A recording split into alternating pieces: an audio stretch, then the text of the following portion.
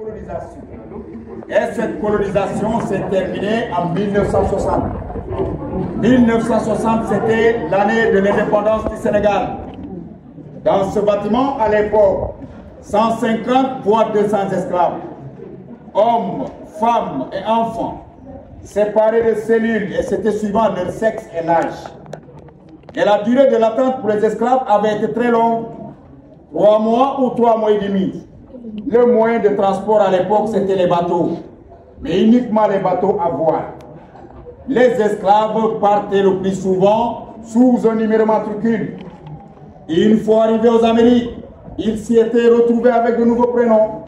À telle enseigne qu'aux États-Unis, tout naturellement, les esclaves eurent des noms ou des prénoms anglo-saxons.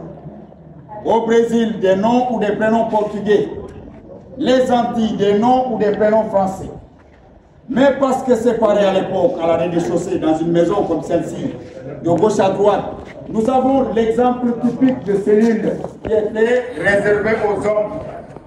Mais les hommes qui ont atteint le poids minimum, les 60 kilos, systématiquement, on les mettait dans ces cellules. Chaque cellule mesurait 2,66 m, 2,60 m. Mais à l'intérieur de chaque cellule, on y mettait 15 à 20 esclaves. Les esclaves étaient assis tout autour du mur, les chevilles enchaînées. Mais ces pauvres esclaves n'avaient donc été libérés qu'une seule fois dans la journée. Pourquoi? C'était pour leur permettre de manger ou d'aller aux toilettes. Or, les toilettes pour les hommes à l'époque, c'était souvent sur les quais. Et chaque fois qu'un homme avait voulu aller aux toilettes, avant ou après l'heure de la libération quotidienne, il était forcé de le faire sur place. La conséquence naturelle, il y avait une maladie de peste qui a eu à ravager une bonne partie de l'île de Gorée et qui faisait partie de l'une des nombreuses maisons des esclaves. Nous avons aussi une petite cellule, toujours est-il, au prolongement à gauche, qui était réservée aux enfants. Les enfants de 7 ans à 17 ans. Et c'est dans cette petite cellule où on avait enregistré le taux de mortalité le plus élevé.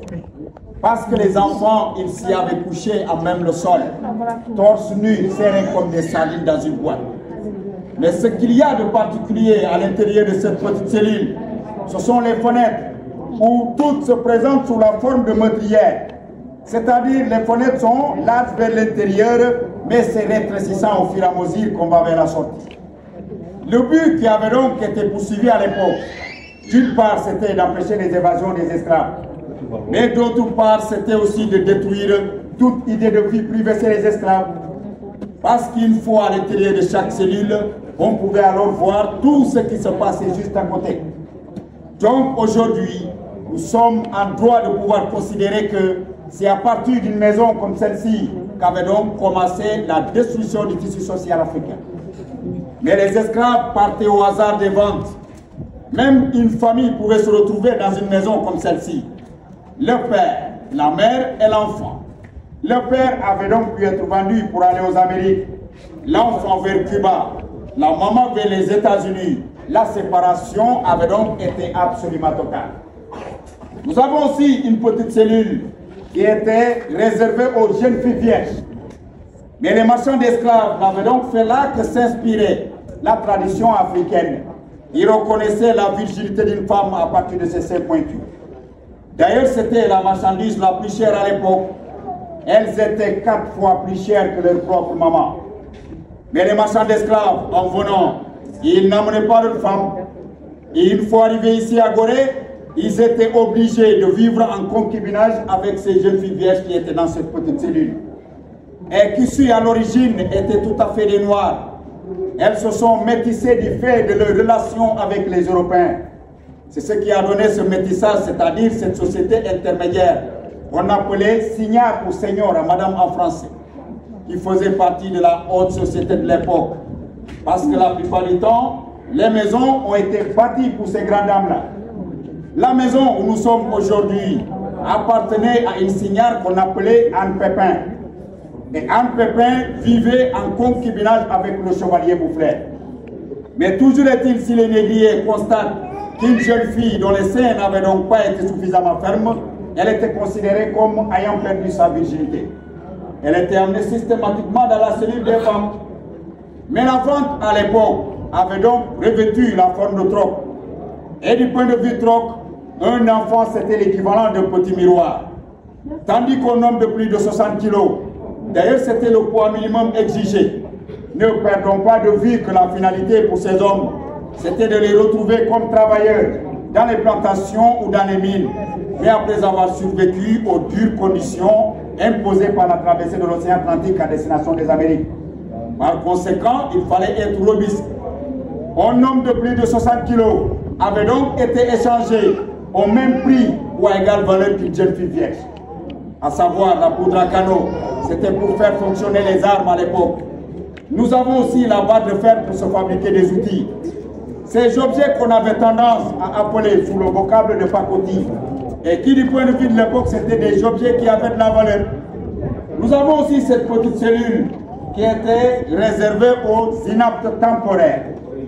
Quand on parle d'inaptes temporaires, on fait allusion à ceux qui n'ont pas atteint les 60 kg. Systématiquement, on les mettait dans une petite cellule, mais en effet d'y être engraissés comme du bétail. On les engraissait à l'époque à l'aide du fer de marais. Le fer de marais, c'est une espèce d'haricot. Au Sénégal, nous l'appelons le niébé, additionné avec l'huile de palme parfois 3 mois ou 3 mois et demi. D'ailleurs, c'est le temps que faisaient les bateaux qui quittaient l'Europe vers l'Afrique.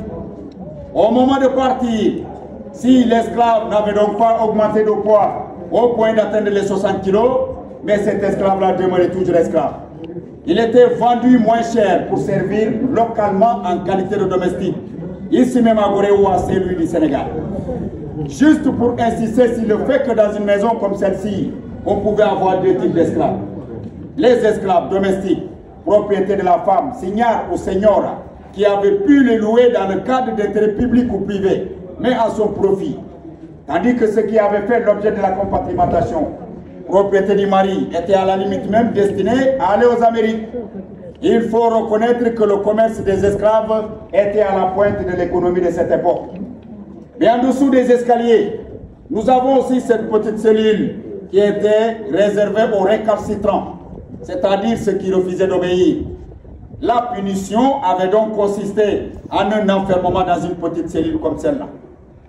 Et les gardiens qui étaient là à l'époque n'avaient donc pas tenu compte du nombre d'esclaves qui pouvaient se contenir à l'intérieur de cette petite cellule. La seule préoccupation, c'était de pouvoir refermer la porte après les esclaves.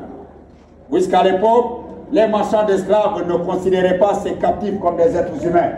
C'était en quelque sorte une simple marchandise. Nous avons aussi cette petite cellule, toujours est-il, en dessous des escaliers, qui était aussi réservée aux récalcitrants.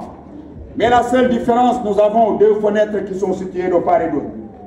Ces 2 fenêtres datent de 1848. Et 1848, c'était l'année de l'abolition de l'esclavage dans les colonies françaises. La date exacte avait été le 27 avril 1848. Mais la deuxième abolition n'avait pas intervenu en même temps. Il n'y a que pour la France, 1848, l'Angleterre, 1807, la Tunisie, 1846, etc., etc. Pour terminer, mesdames et messieurs, je pense que tout le monde a vu cette porte qui donne sur la mer. C'est la porte du voyage dite aller sans retour. La raison est que quand l'esclave traversait cette porte, il n'était plus jamais revenu. Mais en allant vers la sortie, les négriers avaient donc construit un pont à l'aide du bois de palmier. Le pont avait donc pour fonction à l'époque de permettre à l'esclave de traverser cette porte. Mais qui du fait des rochers, les négriers étaient obligés de venir récupérer les esclaves pour les amener vers le bateau amarré beaucoup plus loin. Mais toujours est-il, en allant vers la sortie, nous avons aussi 2 couloirs qui sont situés de part et d'autre. Ces 2 couloirs ont servi de salle d'attente. C'est là où on mettait les esclaves bien avant le départ. Tandis que dans le tout dernier couloir avaient été les gardiens, mais les gardiens choisis parmi les esclaves, dont leur présence finit par être inutile parce que les esclaves partaient 2 à 2. Même qu'au milieu de la chaîne avait été accroché un boulet en fer de 10 kg 300. Chaque fois qu'un homme avait tenté de s'évader en se jetant à la mer, du fait de la boule, il était mort noyé. Même qui n'avait pas le droit de tomber malade à l'époque. En effet, à l'absence de tout médecin, parce qu'aussi il craignait les épidémies, les malades étaient jetés à la mer. La conséquence, toute cette zone avait donc été envahie par les requins. La vérité est que dans cette petite île de Gorée, du fait de ses dimensions, 900 mètres de long sur 300 mètres de large, au plus fort de la traite négrière, des maisons comme celle-ci, il y en avait plus d'une vingtaine. Certaines maisons sont devenues des maisons privées, d'autres ont forcément disparu, mais celle-ci, pour avoir été rachetée par ses derniers propriétaires par l'État du Sénégal, est devenue par la force des choses le symbole de la déportation des Noirs. La traite des Noirs a duré 3 siècles, voire même 4 siècles. C'est-à-dire de 1536 à 1848, année de l'abolition de l'esclavage. Mais avec au bout 15 à 20 millions d'esclaves qui provenaient de toute la côte ouest atlantique, qui avaient donc été amenés en Amérique, Amérique du Nord, Amérique du Sud, Amérique centrale, États-Unis, Cuba et toute la Caraïbe. 6 millions mourir de privation ou de mauvais traitements. C'étaient les meilleurs qui partaient à l'époque. La sélection avait donc exclu malades et vieillards. Mais bien avant cette traite organisée par les Européens à destination des Amériques, une autre l'avait précédée beaucoup plus ancienne, mais c'était du côté de l'Afrique de l'Est. Entre les 11 et 15e siècles, il s'était alors choisi comme grand port d'esclaves l'île de Zanzibar. Les esclaves avaient donc été amenés à l'île Maurice, l'île de la Réunion, Madagascar, Égypte, Asie, Arabie et même jusqu'en Inde.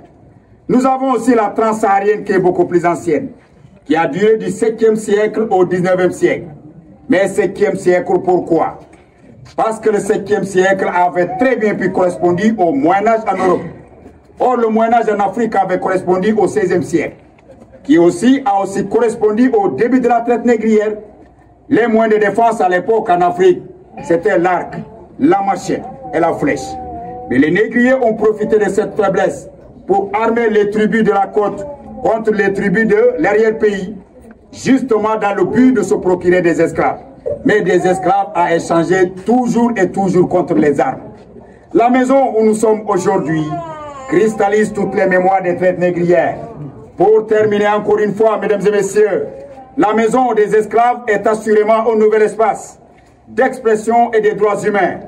Pour garder cette vision, elle se doit donc d'être pour toujours la maison des esclaves, un lieu de la réconciliation et du pardon. Merci d'être venu et bonne visite à vous.